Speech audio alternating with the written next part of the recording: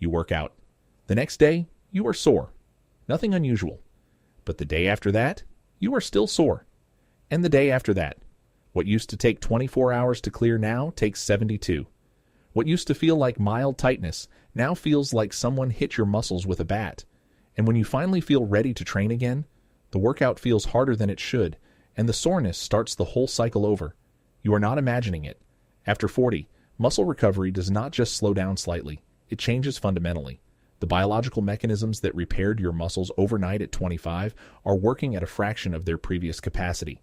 And the standard advice, rest more, eat more protein, take a day off, addresses the symptoms without touching the actual problem. I'm going to show you exactly what changes in muscle recovery after 40, why standard recovery advice misses the real issue, and the 3 specific changes that restore your ability to recover the way you used to. Comment below. How many days does it take your muscles to fully recover after a hard workout? And if this is the kind of honest health information you have been looking for, hit subscribe. Every week I publish what your doctor does not have time to explain. Muscle recovery is not a single process. It is a cascade of overlapping biological events, each one dependent on the one before it, that unfolds over hours and days after exercise. And after 40, multiple steps in that cascade are compromised simultaneously. The first change is in satellite cells. Satellite cells are the stem cells of muscle tissue, dormant cells that sit alongside muscle fibers and activate in response to damage from exercise. Their job is to fuse with damaged fibers and donate their nuclei, increasing the fiber's capacity to produce the proteins needed for repair. In adults under 30, satellite cells activate rapidly, proliferate quickly, and get to work within hours of exercise. After 40, satellite cell activation slows. Proliferation decreases. The response that should begin within hours is delayed by a day or more, meaning the repair process starts late and runs slow. Think of it like a construction crew that used to arrive at the site within an hour of a call. After 40, the same crew takes 3 hours to arrive and arrives with fewer workers. The building eventually gets repaired, but it takes longer, and the window where it is vulnerable is wider.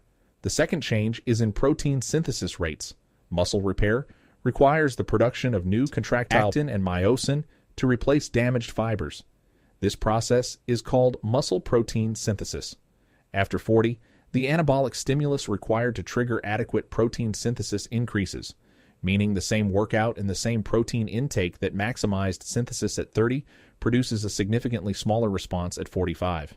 A 2021 study in the Journal of Physiology found that older adults required 40% more dietary protein per meal to achieve the same muscle protein synthesis response as younger adults, 40% more, from the same exercise stimulus. The third change is in inflammatory resolution. Exercise produces controlled inflammation. It is part of the recovery signal. Pro-inflammatory cytokines flood the damaged tissue, calling in the immune cells that clear debris and prepare the site for repair. In younger adults, this inflammatory phase resolves within 24 to 48 hours as anti-inflammatory signals take over. After 40, chronic low-grade systemic inflammation, driven by accumulating metabolic changes, reduced sleep quality, and hormonal shifts, interferes with this resolution. The inflammatory phase extends. The muscle stays in a repair-disrupted state longer. And each new workout adds to a background of unresolved inflammation. Here is why the standard recovery advice fails after 40, and why following it produces diminishing returns with every passing year. Rest more. This is true but incomplete. Passive rest does not accelerate satellite cell activation, does not increase protein synthesis rates, and does not resolve systemic inflammation. You can rest for 4 days instead of 2 and still return to the same compromised recovery biology. Rest is necessary, but it is not sufficient. Eat more protein. Also true, but also incomplete. Increasing total protein intake helps, but the timing, the leucine content, and the distribution across meals matter more than the total amount after 40. Eating the same amount of protein in 3 large meals produces a different synthesis response than spreading it across 4 or 5 meals with adequate leucine at each. Most people simply add a protein shake and call it done. Take a day off. The same problem. A day off provides recovery time, but it does not address satellite cell dysfunction, does not modify inflammatory background, and does not enhance the anabolic sensitivity that has declined with age. Think of it like trying to fill a bathtub with the drain open. The standard is to turn the tap on higher. More rest, more protein, more days off. But the drain is still open. The drain is the underlying biology that has changed, and until you address the drain, adding more water does not help. I had a patient, Mark, 49, a former competitive cyclist from Nashville. He had been training consistently for 20 years. Same program, same nutrition, same rest protocol. The program that had worked at 32 was producing worse results at 49, with significantly more recovery time. His performance was declining despite consistent effort. When we assessed his recovery biology specifically, not his training or his diet in general, 3 things were clear. His dietary leucine per meal was inadequate to trigger the anabolic threshold that his age-related protein synthetic resistance required. His post-exercise inflammatory markers were persistently elevated 3 days after training, indicating failed inflammatory resolution, and his satellite cell response, inferred from the pattern of his recovery timeline and muscle biopsy findings, was significantly delayed. We did not change his training. We changed the 3 specific recovery inputs that his biology actually needed. 6 weeks later, his muscle soreness duration had reduced from 72 hours to under 36. His training performance had improved measurably. Same program, same age, completely different recovery biology being addressed. If any of this is sounding like your experience, hit the like button. It helps this video reach people who are training consistently and recovering worse every year without understanding why. 3 specific changes that address the actual biology of impaired recovery after 40. Leucine threshold per meal. After 40, muscle protein synthesis requires a higher leucine concentration to trigger the anabolic signaling cascade, specifically the mTOR pathway. The threshold is approximately 2.5 to 3 grams of leucine per meal, compared to roughly 1.8 grams in younger adults. This is not about eating more protein overall. It is about ensuring each meal crosses the leucine threshold. In practice, a meal containing 40 grams of high-quality animal protein will typically provide 3 to 3.5 grams of leucine. A meal with 25 grams of protein may not. Eggs, chicken, fish, and dairy are high leucine sources.